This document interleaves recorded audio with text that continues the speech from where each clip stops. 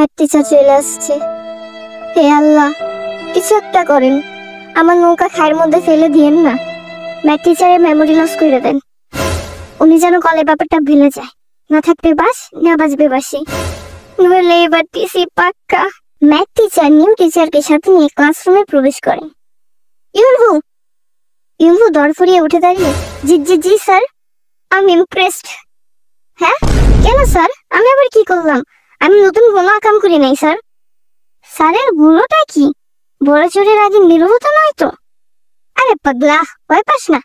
কাল আমি তোর মায়ের সাথে কথা বললাম, তুই যে একজন টপার আর তোর মা যে আসলে একজন এডুকেটেড মাদার তা আমি ভালোই বুঝেছি। যদিও তুই রুল ব্রেক করছিলি, বাট তারপরেও ওয়েল ডান মাই বয়, শাবাশ। স্যারকে কি ঝিনে ধরছে নাকি? আমি ধরা তো দূরে থাক, টাচও করি নাই। রিসা, জেনি, তোরা দুই গাধা, আমারও ডাব্বা মারছস।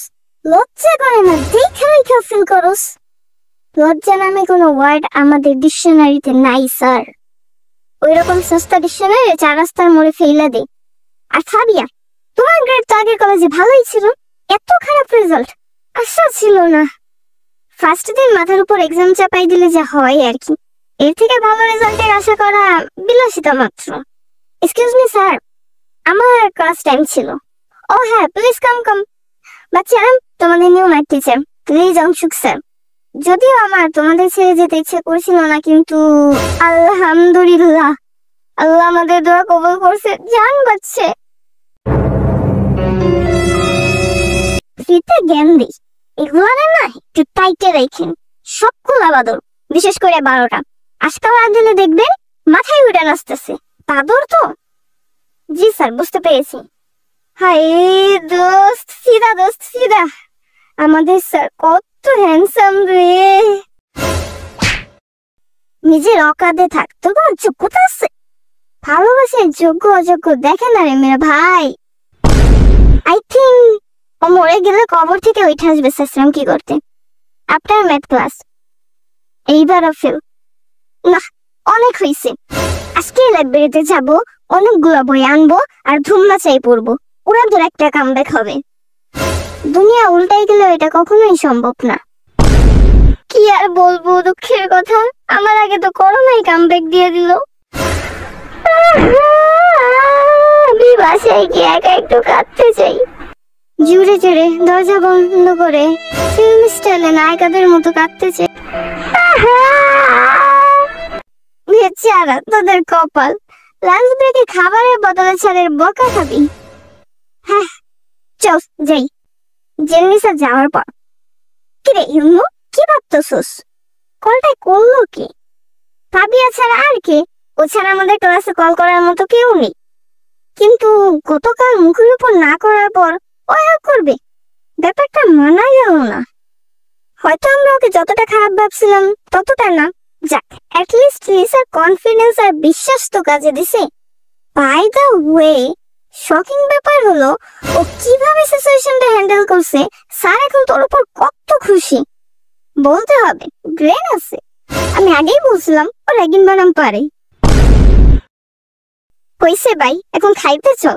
পেটের ইঁদুররা আন্দোলন স্টার্ট করে দিছে, আর একটু দেরি হলে বড়সড় একটা ধামাকা হবে, এই আমি বলে দিলাম। 12 seconds later.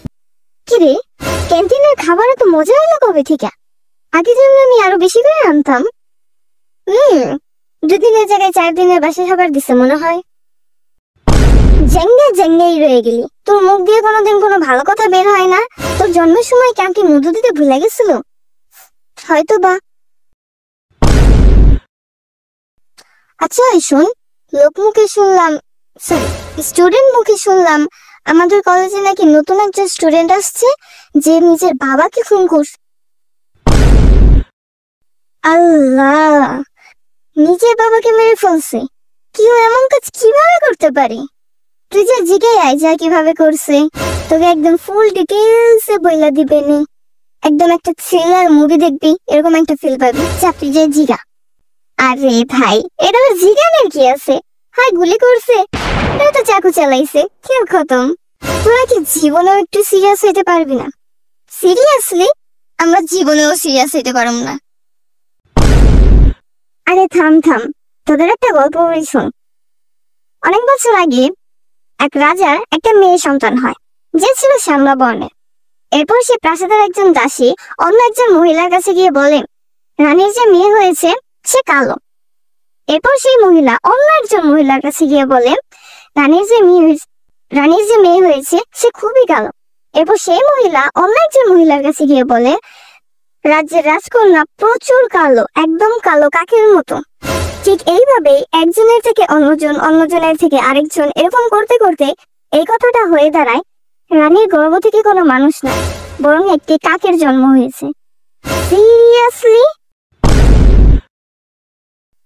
কিছু সময়ের ব্যবধানে একজন শ্যামলা বর্ণের মেয়ে থেকে তারও কাকে পরিণত হয়ে গেল।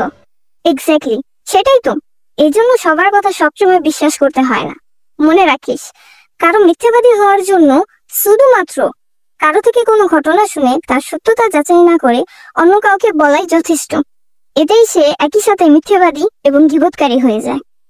ঠিকই বলছিস। হতে পারে এটা কোনো গুজব, আবার সম্পূর্ণটাই সত্যি।